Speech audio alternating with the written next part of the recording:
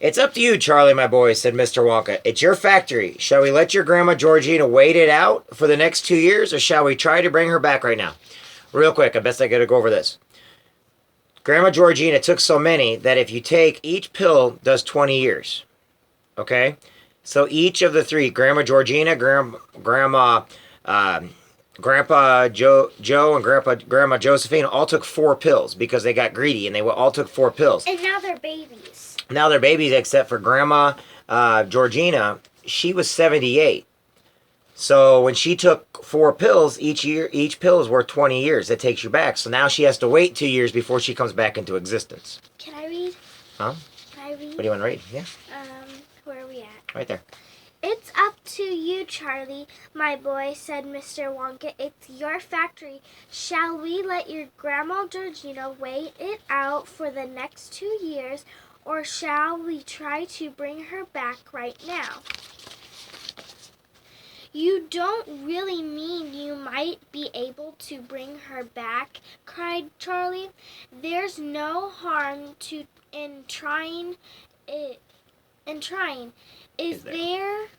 If that's the way you want it. Oh yes, of course I do. For mother's sake, especially, can't you see how sad she is? How sad she is? Want me to take over? She is? Yeah.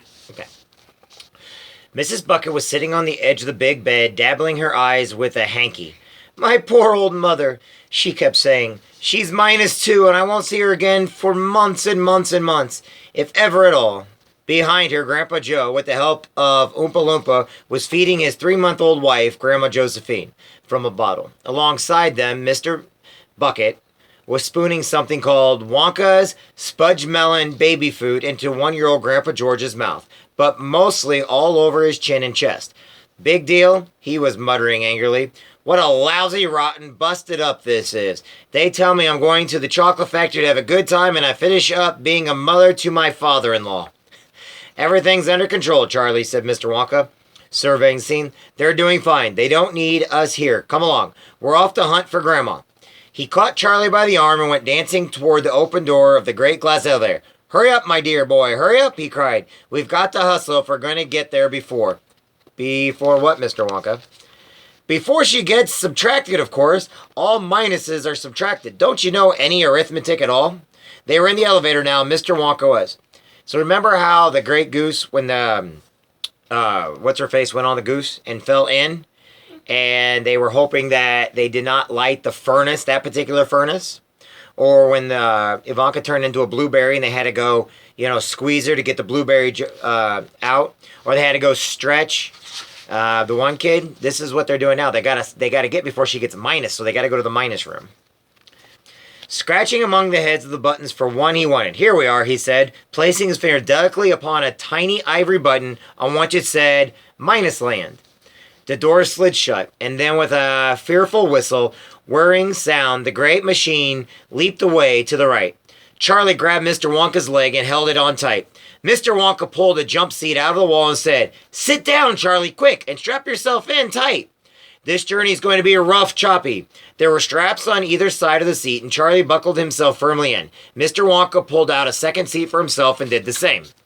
So now they're all back in the great glass elevator again, but just this time it's Grandpa Joe, Charlie, and Mr. Wonka.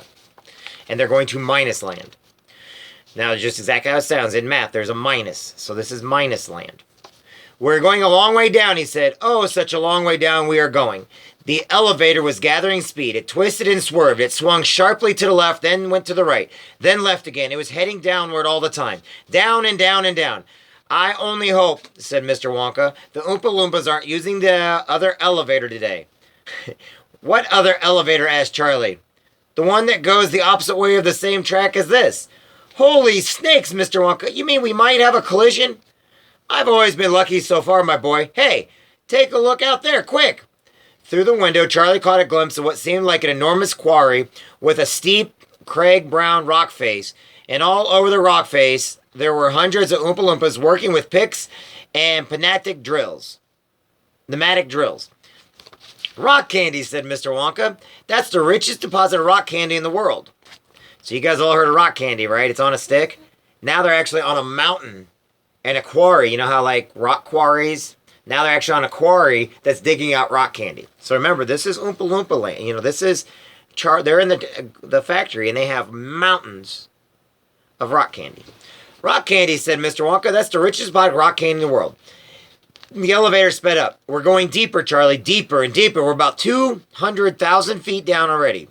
Strange sightings were flashing by outside, but the elevator was traveling at such terrific speed that only occasionally was Charlie able to recognize anything at all. Once he thought he saw in the distance a cluster of tiny houses shaped like upside-down cups, and there were streets in between the houses, and Oompa Loompas walking in the streets.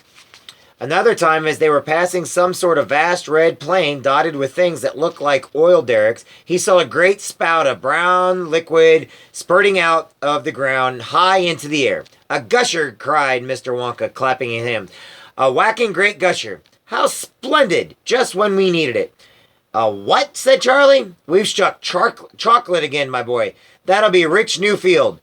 So instead of oil, they're striking chocolate fields. So instead of oil gushing up, it's chocolate gushing up. So they're drilling for chocolate. Like Wonka chocolate. That'll be a rich new field. Oh, what a beautiful gusher. Just look at it go. On they roared, heading down more steeply than ever now, and literally hundreds of astonishing sights kept flashing by outside. There were giant cogwheels turning the mixing in bubbles, bubbling, and vast orchards of toffee apple trees, and lakes the size of football fields filled with blue and gold and green liquid. And everywhere there were Oompa Loompas. You realize, said Mr. Wonka, that what you saw earlier on what you went around the factory with all those naughty little children was only a tiny corner of the establishment. It goes down for miles and miles. And as soon as possible, I shall show you all the way around slowly and properly. But that will take 3 weeks. Right now, we have other things to think about. And I have important things to tell you. Listen carefully to me, Charlie. I must talk fast, for we'll be there in a couple minutes. I suppose you guessed, Mr. Wonka went on, what happened to all those Oompa Loompas in the testing room when I was experimenting with Wonkafite. Of course you did. They disappeared and became minuses, just like your grandma Georgina. The recipe was miles too strong. One of them actually became minus 87. Imagine that. You mean he's got to wait 87 years before he can come back, Charlie said? That's what kept bugging me, my boy. After all, one can't allow one's best friends to wait around as miserable minuses for 87 years. And get subtracted as well, said Charlie. That would be frightful. Of course it would, Charlie. So what did I do, Willy Wonka? I said to myself, if you can invent Wonkavite to make people younger, then surely to goodness you can also invent something else to make people older. Aha, cried Charlie. I see what you're getting at. Then you could turn the minuses quickly back into pluses and bring them home again. Precisely, my dear boy. Precisely.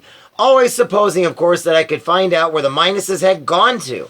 The elevator plunged on, diving steeply toward the center of the earth. All was blackness outside now. There was nothing to see. So once again, Mr. Wonka went on. I rolled up my sleeves and set to work. Once again, I squeezed my brain, searching for the new recipe. I had to create age, to make people old, older, oldest. Ha ha, I cried, for now the ideas were beginning to come. What is the oldest living thing in the world? What lives longer than anything else? A tree, said Charlie. Right you are, Charlie. What kind of tree? Not that Douglas fir, not the giant redwood, not the sequoia. No, no, my boy. It's a tree called the bristlecone pine that grows upon the slopes of Wheeler Park in Nevada, USA. You can find bristlecone pines on Wheeler Peak today that are over 4,000 years old. This is a fact, Charlie. Ask one dendrologist you like and look that word up in the dictionary when you get home. Will you please? So, that started me off. I jumped into the great glass elevator and rushed all over the world collecting special items from the oldest living things. A pint of a sap from a 4,000-year-old bristlecone pine. The toenail clippings from a 168-year-old Russian farmer called Petrovich Gregorgovich. An egg laid by a 200-year-old tortoise belonging to the king of Tonga. the tail of a 51-year-old horse in Arabia, the whiskers of a 36-year-old cat called Crumpets, an old flea which had lived on crumpets for 36 years, the tail of a 207-year-old giant rat from Tibet, the back teeth of a 90-year-old gremlin king living in a cave on Mountain Popocatépetl, the knuckle bones of a 7-year-old Catalu from Peru. All over the world, Charlie, I tracked down very old, ancient animals and took an important little bit of something from each one of them. A hair or an eyebrow or something. It was no more than an ounce or two of toe jam scrapes from between its toes while it was sleeping. I tracked down the whistle pig, the bobolink, the skyrock, the polyfrog, the giant grulik, the stinging slough. Did Mr. Wonka collect these? Yep, he was collecting all these from all over the world. The venomous squircle who can spit poison right into your eye from 50 yards away.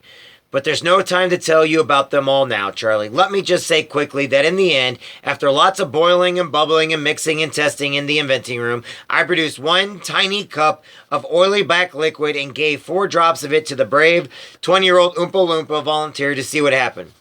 What did happen? Charlie asked. It was fantastic, cried Mr. Wonka. The moment he swallowed, he began wrinkling and shriveling up all over. His hair started dropping off and his teeth started falling out. And before I knew it, he had suddenly become an old fellow of 75. And thus, my dear Charlie, was Vitae-Wonka invented. Did you rescue all the Oompa Loompa minuses, Mr. Wonka? Every single one of them, my boy. 131 all told. Mind you, it wasn't quite as easy as all that. There were lots of snags and complications along the way. Good heavens, we're nearly there. I must stop talking now and watch where we're going. Charlie realized the elevator was no longer rushing and roaring. It was hardly moving at all now. It seemed to be drifting. Undo your straps, Mr. Wonka said. We must get ready for action. Charlie undid his straps and stood up and peered out. It was an eerie sight.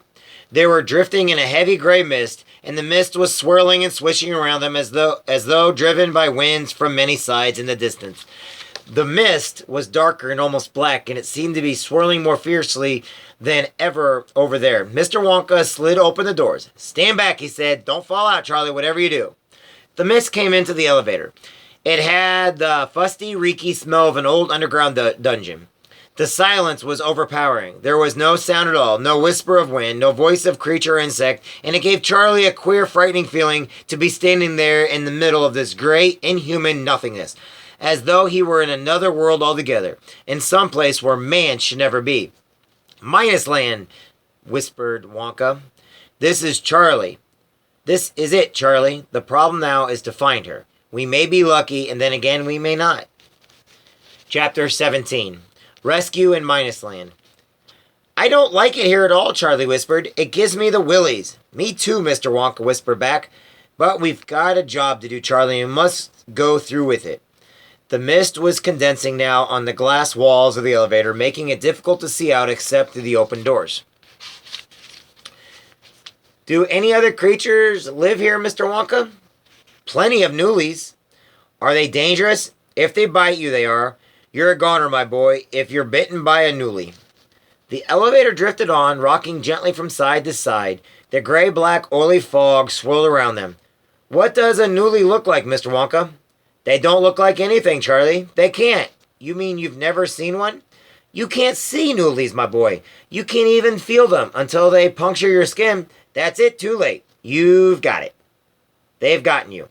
You mean there might be swarms of them all around this very moment, Charlie asked.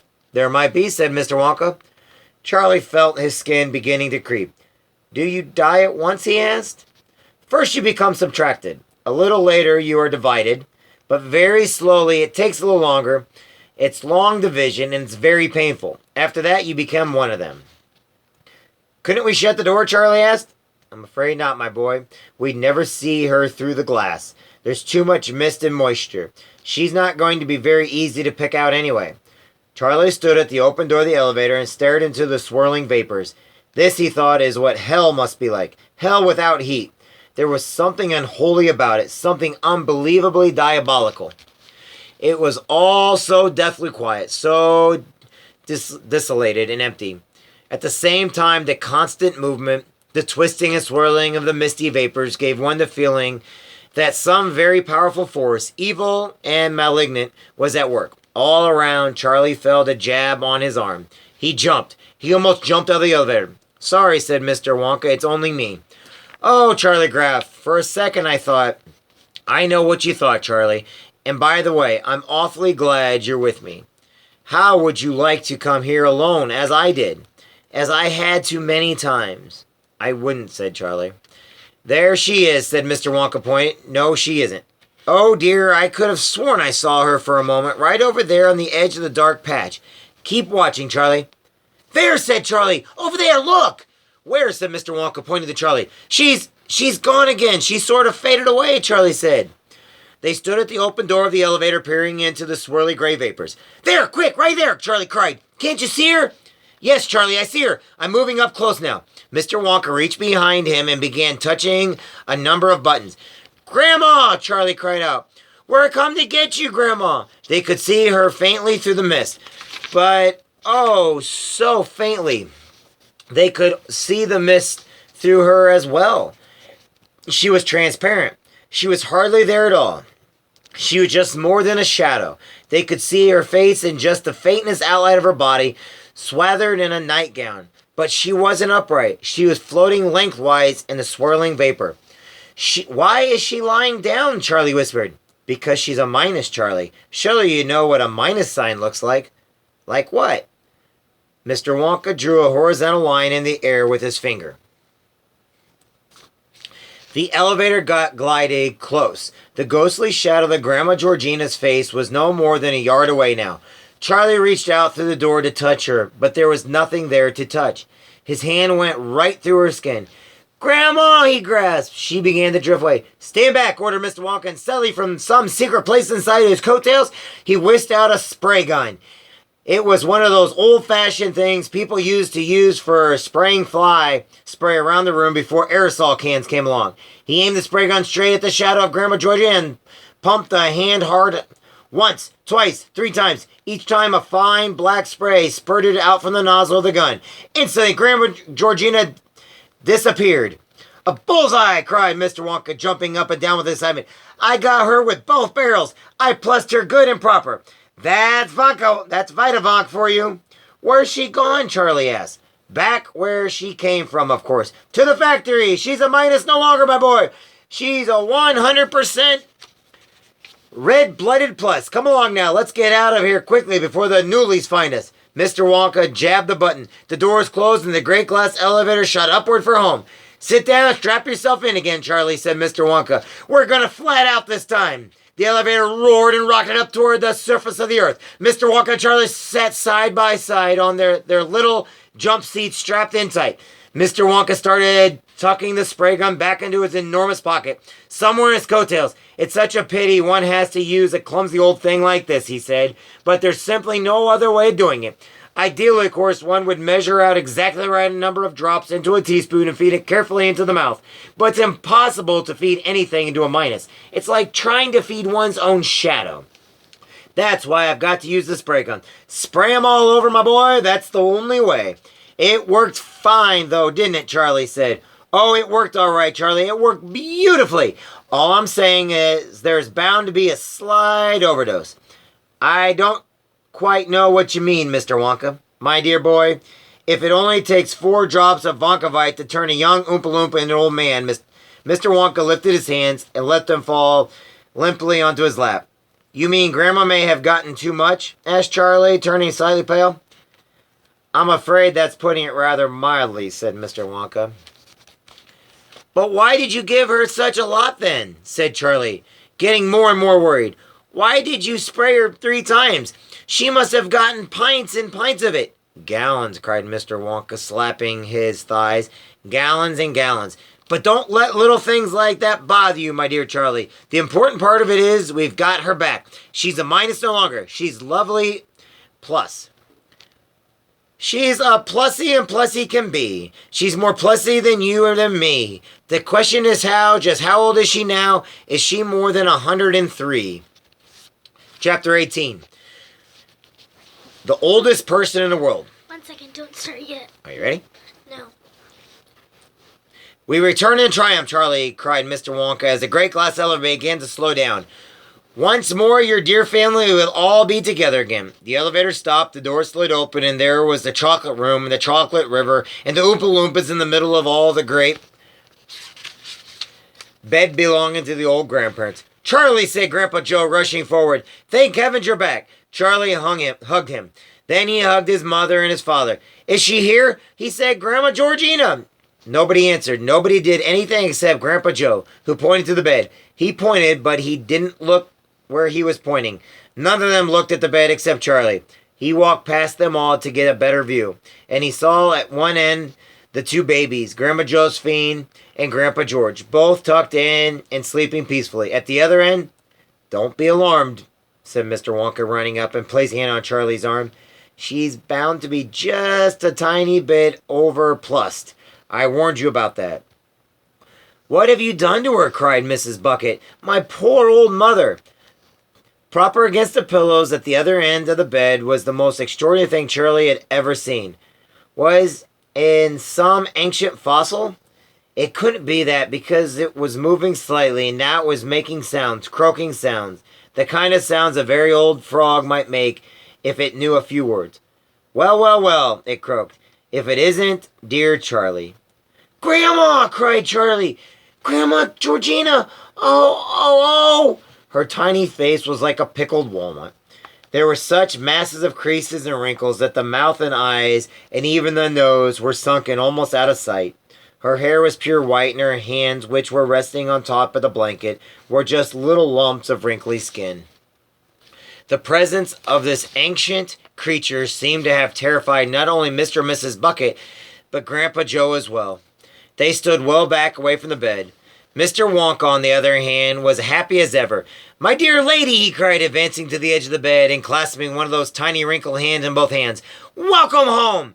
And how are you feeling on this bright and glorious day? Not too bad, croaked Grandma Georgina. Not too bad at all, considering my age. Good for you, said Mr. Wonka. Atta girl! All we've got to do now is find out exactly how old you are. Then we shall be able to take further action. You're taking no further action around here, said Mrs. Bucket, tight-lipped. You've done enough damage already. But my dear old metal-headed muggle-wump, said Mr. Wonka, turning to Mrs. Bucket. What does it matter that the old girl has become a trifle too old? We can put that right in a jiffy. Have you forgotten about the Wonkavite? And however every tablet makes you 20 years younger, we shall bring her back. We shall transform her into a blossoming, blushing maiden in a twink of an eye. What good is that when her husband's not even out of diapers yet? Wailed Mrs. Bucket, pointing fingers at the 1-year-old Grandpa George so peacefully sleeping. Madame, said Mr. Wonka, let us do one thing at a time. I forbid you to give her that beastly Wonkavite, said Mrs. Bucket. You'll turn her into a minus again, and just as sure as I'm standing here. I don't want to be a minus, croaked Grandma Georgina. If I ever have to go back to that beastly minus land again, the Newlies will griddle me. Fear not, said Mr. Wonka. This time I myself will supervise the giving and the medicine. I shall personally see to it that you get the correct dosage. But listen very carefully now. I cannot work out how many pills to give you until I know exactly how old you are. That's obvious, isn't it? It is not obvious at all, said Mrs. Bucket. Why can't you give her one pill at a time and play it safe? Impossible, madame. It is a very serious case such as this. Wonkavite doesn't work at all when given in small doses. You've got to throw everything at her in one go. You've got to hit her with it hard. A single pill wouldn't even begin to shift her. She's too far gone for now. It's all or nothing. No, said Mrs. Bucket firmly. Yes, said Mr. Wonka. Dear lady, please listen to me. If you have a very severe headache and you need 3 aspirin to cure it, it's no good taking only one at a time and waiting for hours between each. You'll never cure yourself that way. You've got to gulp them down all in one go. It's the same with Wonkavite. May I proceed? Oh, all right. I suppose you'll have to, said Mrs. Bucket. Good, said Mr. Wonka, giving a little jump and twirling his feet in the air. Now then, how old are you, my dear Grandma Georgina? I don't know, she croaked. I lost count of that years and years ago. Don't you have any idea, said Mr. Wonka. Of course I don't, gibbered the old woman. Nor would you if you were as old as I am. Think, said Mr. Wonka. You've got to think. The tiny old wrinkled brown walnut face wrinkled itself up more than ever. The others stood waiting. The Oompa Loompas, enthralled by the sight of this ancient object, were all edging closer and closer to the bed. The two babies slept on. Are you, for example, 100, said Mr. Wonka, or 110, or 120? It's no good, she croaked. I never did have a head for numbers. This is catastrophe, cried Mr. Wonka. If you can't tell me how old you are, I can't help you. I dare not risk an overdose. Gloom settled upon the entire company, including, for once, Mr. Wonka himself. You've messed it up good and proper this time, haven't you? Said Mrs. Bucket. Grandma, Charlie said, moving forward to the bed. Listen, Grandma, don't worry about exactly how old you might be. Try to think of a happening instead. Think of something that happened to you, anything you like, as far back as you can. It may help us. Lots of things happened to me, Charlie. So many things happened to me. But can you remember any of them, Grandma? Oh, I don't know, my darling. I suppose I could remember one or two if I thought hard enough. Good, Grandma, good, said Charlie eagerly. Now, what is the very earliest thing you can remember in your whole life? Oh, my dear boy, that really would be going back a few years, wouldn't it? When you were little, Grandma, like me, can't you remember anything you did when you were little?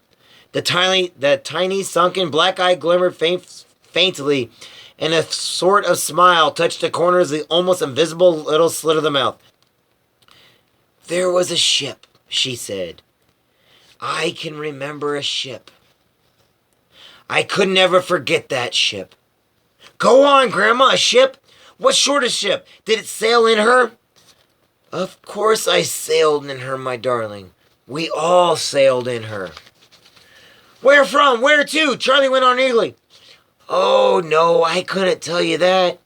I was just a tiny little girl. She lay back on the pillow and closed her eyes. Charlie watched her waiting for something more. Everybody waited. No one moved. It had a lovely name, that ship. There was something beautiful, so beautiful about that name. But of course I couldn't possibly remember it. Charlie, who had been sitting on the edge of the bed, suddenly jumped up. His face was shining with excitement. If I said the name, Grandma, would you remember it then? I might, Charlie. Yes, I think I might. The Mayflower, cried Charlie. The old woman's head jerked up off the pillow. That's it, she croaked. You've got it, Charlie. The Mayflower. Such a lovely name. Grandpa, Charlie cried out, dancing with excitement. What year did the Mayflower sail? The Mayflower sailed out of Plymouth Harbor on September 6, 1620, said Grandpa Joe. Plymouth, croaked the old woman. That rings a bell, too. Yes, it might easily have been Plymouth. 1620. Sorry. 1620, cried Charlie. Oh, my heavens above. You mean you do it, Grandpa. Well, now, said Grandpa Joe, take 1620 away from 1972. That leaves, don't rush me now, Charlie. That leaves 352. Jumping jackrabbit, yelled Mr. Bucket. She's 352 years old. She's more, said Charlie. How old did you say you were, Grandma, when you sailed on the Mayflower? You were about 8. I think I was even younger than that, my darling. I was only a little bitty girl, probably no more than 6. Then she's 358, gasped Charlie. That's Vitae-Wonka for you, said Mr. Wonka proudly. I told you it was a powerful stuff. 358, said Mr. Bucket. It's unbelievable. Just imagine the things she must have seen in her lifetime, said Grandpa Joe. My poor old mother, wailed Mrs. Bucket. What on earth? Patience, my dear, said Mr. Wonka. Now comes the interesting part. Bring on the Wonkavite. An Oompa Loompa ran forward with a large bottle and gave it to Mr. Wonka. He put it on the bed. Now, how young does she want to be? How young does she want to be? He asked. 78, said Mr. Bucket firmly, exactly where she was before all this nonsense started.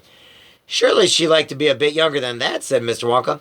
Certainly not, said Mrs. Bucket. It's too risky. Too risky, too risky. Too risky, croaked Grandma Georgina. You'll only mice me again if you try to be clever. Have it your way, said Mr. Wonka. Now, then, I've got to do a few sums. Another Oompa Loompa trotted forward holding a blackboard. Mr. Wonka took a piece of chalk and from that he wrote. 14 pills of Wonkavite exactly, said Mr. Wonka. The Oompa Loompa took the blackboard away. Mr. Wonka picked up the bottle from the bed and opened it and counted out 14 of the little brilliant yellow pills. Water, he said. Another Oompa Loompa ran forward with a glass of water. Mr. Wonka tipped all 14 pills into the glass. The water bubbled and frothed. Drink it while it's fizzing, he said, holding the glass up to Grandma Georgina's lips, all in one gulp. She drank it. Mr. Wonka sprang back and took a large brass clock from his pocket.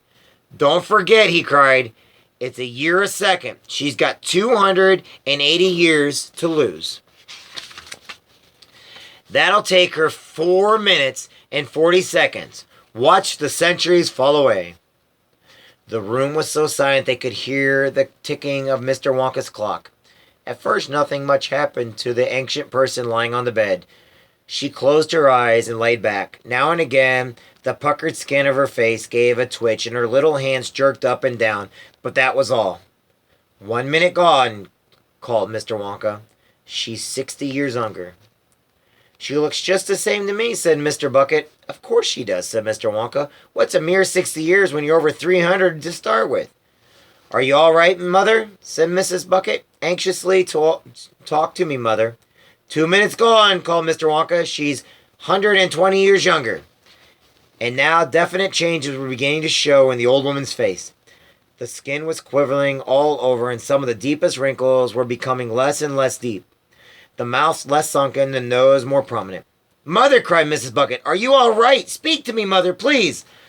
Suddenly, with a suddenness that made everyone jump, the old woman sat, bolted right up in bed and shouted, We've beaten them! Yorktown surrendered! We've kicked them out! Those dirty British!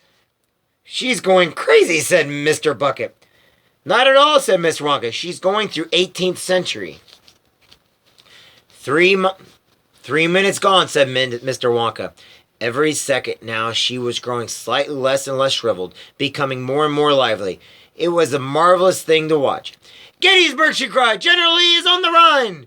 And a few seconds later she let out a great wail of anguish and said, He's dead! He's dead! He's dead! Who's dead? Said Mr. Bucket, craning forward. Lincoln, she wailed. There goes the train. She must have seen it, said Charlie. She must have been there. She is there, said Mr. Wonka. At least she was a few seconds ago.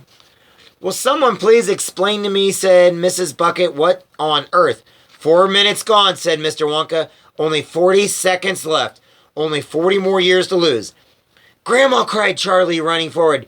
You're looking almost exactly like you used to. Oh, I'm so glad. Just as long as it all stops when it's meant to, said Mrs. Bucket. I'll bet it doesn't, said Mr. Bucket. Something always goes wrong. Not when I'm in charge of it, sir, said Mr. Wonka. Time's up. She is now 78 years old. How do you feel, dear lady? Is everything all right? I feel tolerable, she said. Just tolerable? But that's no thanks to you, you meddling old mackerel. There she was again, the same cantankerous, crumbling old Grandma Georgina that Charlie had known so well before it started. Mrs. Bucket flung her arms around her and began weeping with joy. The old woman pushed her aside and said, What, may I ask, are those two silly babies doing at the other end of the bed? One of them's your husband, said Mr. Bucket. Rubbish, she said. Where's George? I'm afraid it's true, Mother, said Mrs. Bucket. That's him on the left. The other one's Josephine. You chiseling old cheeseburger, she shouted, pointing a fierce finger at Mr. Wonka. What in the name of... Now, said Mr. Wonka. Let us not, for mercy's sake, have another row so late in the day. If everyone will keep their hair on and leave this to Charlie and me, we shall have them exactly where they used to be, in the flick of a fly's wing. Chapter 19, The Babies Grow Up.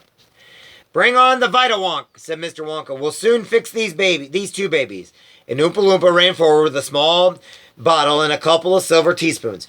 Wait just a minute, snapped Grandma Georgina. What sort of devilish dumpery are you up to now? It's all right, Grandma, said Charlie. I promise you it's all right. Vitae-Wonka does the opposite to Wonkavite. It makes you older. It's what we gave you when you were minus. It saved you. You gave me too much, snapped the old woman. We had to, Grandma. And now you want to do the same to Grandpa George. Of course we don't, said Charlie. I wound up 358 years old, she won. What's to stop you making another little mistake and giving him 50 times more than you gave me? Then I'd suddenly have a 20,000-year-old caveman in bed beside me. Imagine that. And him with a big knobby club in one hand and dragging me around by the hair with the other. No, thank you. It's like Captain Caveman. Grandma, Charlie said patiently. With you we had to use a spray because you were a minus. You were a ghost. But here, Mr. Wonka can. Don't talk to me about that man, she cried. He's batty as a bullfrog. No, Grandma, he is not. And here he can measure it out exactly right, drop by drop, and feed it into their mouths. That's true, isn't it, Mr. Wonka?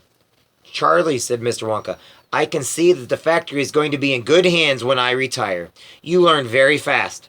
I am so pleased I chose you, my dear boy. So very pleased.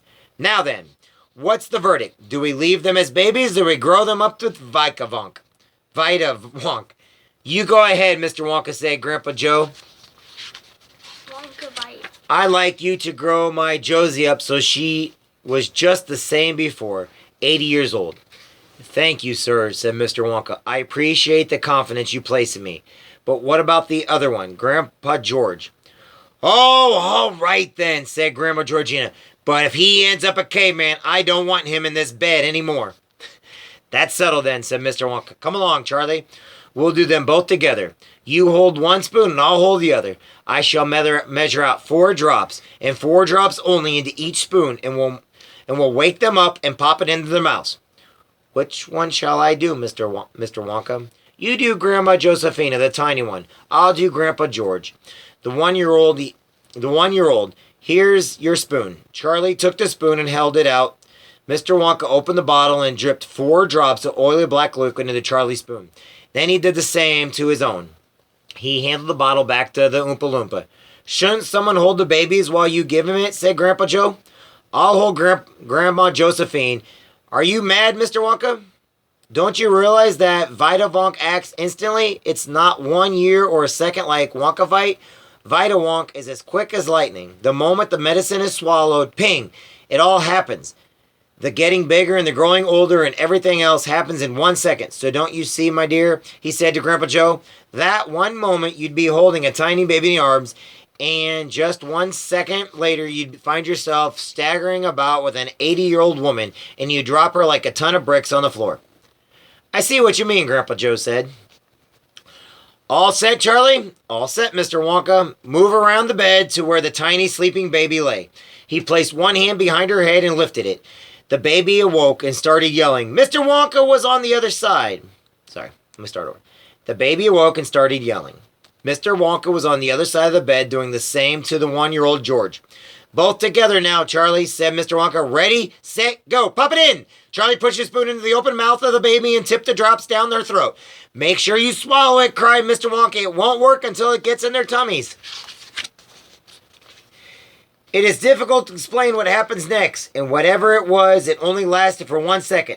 A second is about as long as it takes you to say aloud and quickly, 1, 2, 3, 4, 5. And that is about how long it took, with Charlie watching closely for the tiny baby to grow and swell and wrinkle into the 80-year-old grandma, Josephine.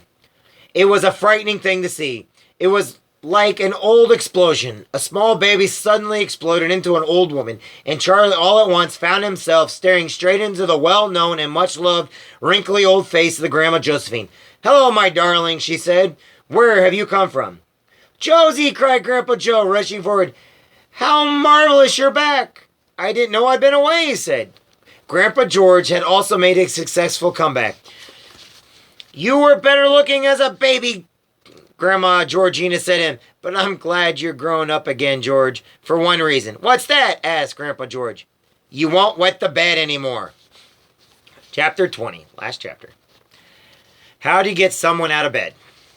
"I am sure," said Mr. Wonka, addressing Grandpa George, Grandma Georgina, Grandma Josephine, "I am quite sure the three of you, after all that, will now want to jump out of bed and lend a hand running the chocolate factory." "Who was?" said Grandma Josephine. "Yes, you," said Mr. Wonka. "Are you crazy?" said Grandma Georgina. "I'm staying right here where I'm in this nice, comfortable bed. Thank you very much." "Me too," said Grandpa George. At that moment, there was a sudden commotion among the Oompa Loompas at the far end of the chocolate room. There was a buzz of excitement, chatter, and a lot of running about and waving the arms, and all of this. A single Oompa Loompa emerged and came rushing toward them, toward Mr. Wonka, carrying a huge envelope in his hand. He came up close to Mr. Wonka. He started whispering Mr. Wonka bent down to listen. Remember, the Oompa Loompas always come up and talk into his ear. "Outside the factory gates, cried Mr. Wonka. "Men. What sort of men?" "Yes, but do they look dangerous? Are they acting dangerous?" "And a what?" "A helicopter, and these men came out of it. They gave you this." Mr. Wonka grabbed the huge envelope and quickly slid it open and pulled out the folded letter inside. There was absolute silence as he skimmed swiftly over what was written on the paper. Nobody moved. Charlie began to feel cold. He knew something dreadful was going to happen. There was a very definite smell of danger in the air. The men outside the gates, the helicopter, the nervousness of the Oompa Loompas. He was watching Mr. Wonka's face, searching for a clue, for some changes in expression that would tell him how bad the news was. "Great whistling whangdoodles!" cried Mr. Wonka, leaping so high in the air that when he landed his legs gave way and crushed onto his backside. "Snorting snozzlewhackers!" he yelled, picking himself up and waving the letter about as though it were swatting mosquitoes. "Listen to this, all of you! Just listen to this!" He began to read aloud. "The White House, Washington, D.C." This is the letter. "To Mr. Willy Wonka. Sir, today the entire nation, indeed the whole world, is rejoicing at the safe return of our commuter capsule from the space with 136 souls on board. Had it not been for the help they received from an unknown spaceship, these 136 people would never have come back. It has been reported to me that the courage shown by the 8 astronauts aboard the unknown spaceship was extraordinary. Our radar stations, by tracking the spaceship on its return to Earth, have discovered that it splashed down in a place known as Wonka's Chocolate Factory. That, sir, is why this letter is being delivered to you. I wish now to show the gratitude of the nation by inviting all 8 of those incredibly brave astronauts to come and stay in the White House for a few days as my honored guest. I am arranging a special celebration party in the Blue Room this evening at which I myself will pin medals for bravery upon all 8 of these gallant flyers. The most important person in the land will be present at this gathering to salute the heroes whose dazzled deeds will be written forever in the history of our nation. Among those attending will be the Vice President, Miss Elizabeth Tibbs, all the members of the Cabinet, the Chief of the Army, the Navy, the Air Force, all members of Congress, a famous sword swallower from Afghanistan who is now teaching me to eat my words. What you do is you take this S off the beginning of the word and you put it in the other end before swallowing it. And who else is coming? Oh yes, my chief interpreter and the governor of every state in the union. And of course my cat, Mrs. Tabapus. A helicopter awaits all 8 of you outside the factory gates. I myself await your arrival at the White House with the very greatest pleasure and impatience. I beg to remain, sir. Most sincerely yours, Lancelot R. Gilligrass. Lancelot R. Gilligrass, President of the United States. P.S. Could you please bring me a few Wonka Fudge Mellow Delights? I love them so much, but everybody around here keeps stealing mine out of the drawer in my desk, and I don't tell Nanny. Mr. Wonka stopped reading, and in the silliness that followed, Charlie could hear people breathing. He could hear them breathing in and out much faster than usual. And there were other things too. There were so many feelings and passions, and there was so much sudden happiness and swirling around in the air. It made his head spin. Grandpa Joe was the first to say something. Yippee! He yelled out, and he flew across the room and caught Charlie by the hands, and the two of them started dancing along the back of the chocolate factory. Chocolate River. We're going, Charlie, sang Grandpa. We're going to the White House after all. Mr. and Mrs. Bucket were also dancing, laughing, and singing. Mr. Wonka ran all over the room, proudly showing the president's letter to the Oompa Loompas. After a minute or so, Mr. Wonka clapped his hands for attention. Come along, he called out. We mustn't dilly. We mustn't dally. Come on, Charlie. And you, Sir Grandpa Joe, and Mr. and Mrs. Bucket. The helicopter is outside the gates. We can't keep it waiting. He began hustling the four of them toward the door. Hey! Screamed Grandma Georgina from the bed. What about us? We were invited too. Don't you forget that. It said all 8 of us were invited, Grandma Josephine.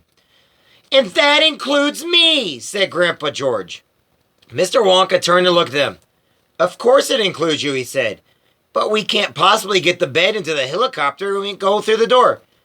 You mean if we don't get out of bed, we can't come? Said Grandma Georgina. That's exactly what I made, said Mr. Wonka. Keep going, Charlie, he whispered, giving Charlie a little nudge. Keep walking toward the door. Suddenly behind them, there was a great swoosh of blankets and sheets and pingings and bed springs as the 3 old people all exploded out of the bed together. They came sprinting after Mr. Wonka. Wait for us! Wait for us! It was amazing how fast they were running across the floor of the great chocolate room. Mr. Wonka and Charlie and the others stood staring at them in wonder. They leaped across the path and over the bushes like gazelles in springtime, with their bare legs flashing and their night shirts flying out from the bed. Suddenly, Grandma Josephine put the brakes on, so... See, they're flying out of bed. Hard, she skid 5 yards before coming to a stop. Wait, she screamed. We must be mad. We can't go to the famous party in the White House in our nightshirts. We can't stand there practically naked in front of all those people while the president pins medals on all of us. Oh, wailed Grandma Georgina. Oh, what are we going to do? Don't you have any clothes with you at all? Asked Mr. Wonka. Of course we don't, said Grandma Georgina. We haven't been out of that bed for 20 years. We can't go, wailed Grandma Georgina. We'll have to stay behind. Couldn't we buy something from a store, said Grandpa George. With what, said Grandma Josephina. We don't have any money. Money, cried Mr. Wonka. Good gracious me. Don't you go worrying about money. I've got plenty of that. Listen, said Charlie. Why couldn't we ask the helicopter to land on the roof of a big department store on the way over? Then you can all pop downstairs and buy exactly what you want. Charlie cried, Mr. Wonka grasping him by the hand. What will we do without you? You're brilliant. Come along, everybody. We're off to stay in the White House. They all linked arms and went dancing out the chocolate room and along the corridors and out through the front door into the open where the big helicopter was awaiting near the factory gates. A group of extremely important-looking gentlemen came forward them and bowed. Well, Charlie, said Grandpa Joe, it certainly has been a busy day.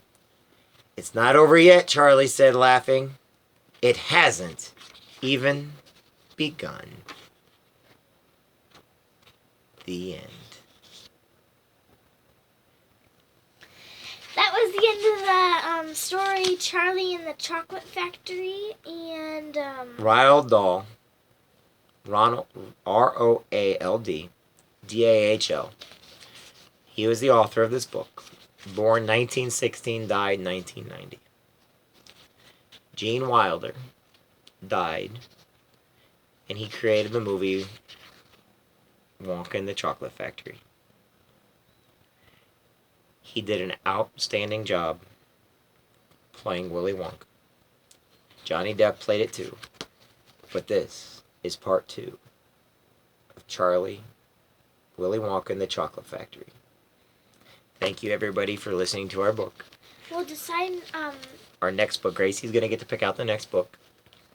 And remember, do not take any medicine out of your parents' or grandparents' cabinets. Remember to read every day. And remember, all you kids out there, you're important, you matter, and you make a difference. And you are loved, not by just your parents, but by the entire world. Grow up kind. Grow up proud. And know you are the greatest gift there is. And Gracie, thank you for letting me read this book to you. I appreciate it. I love you very, very much. For everybody else out there, we'll talk to you guys soon. It's time for us to go play now outside. Yay!